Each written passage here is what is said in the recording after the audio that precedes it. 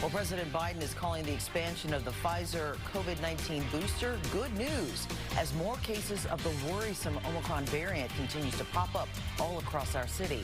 The FDA has given emergency authorization for 16 and 17-year-olds to get their third dose of the vaccine once they're 6 months past their last dose. The U.S. has now reached a milestone with 200 million Americans being fully vaccinated. Well, a state district judge says the Texas abortion law is unconstitutional, but stops short of enforcing that ruling. The law bans abortion once cardiac activity is detected that is usually around 6 weeks into pregnancy before most women even know they're pregnant. An appeal to the ruling has already been filed at the same time at this point. The U.S. Supreme Court is considering the law, but has not yet issued its opinion just yet. Well, people are now reacting to the latest interview with rapper Travis Scott. He says he was unaware of the deaths at the Astroworld Festival until after the show. This lengthy interview with TV and radio personality Charlamagne, of course, the God, posted recently on YouTube. Scott says he paused that performance a couple of times, but he could not hear fans screaming for help.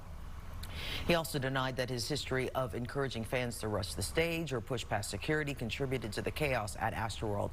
Meanwhile, a lawyer for several of the victims is now criticizing the interview, saying the rapper is trying to shift the blame.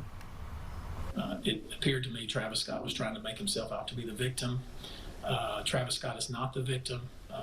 Axel Acosta and his family are the victims. So I think it's just more lawyer-driven statements that he makes to try to shift blame and shift responsibility away from himself. Scott, along with concert promoter Live Nation and other companies associated with the show, have been sued by hundreds of people. A criminal investigation is ongoing, but no one has been charged at this point. If you missed the news last night, our news partners at ABC 13 brought you these stories at 9 p.m., starting with this one.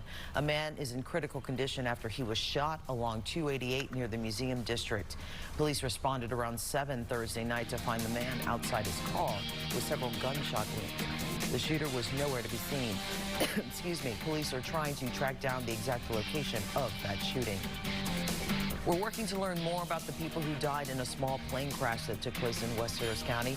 The plane went down in a field just south of Cady Freeway near Eldridge Wednesday, but it was found Thursday afternoon. Troopers say the plane was headed to Pearland from the West Houston Airport, and there was fog in the area. Join us for more news and weather from ABC 13 tonight at 9 p.m. right here on CW 39.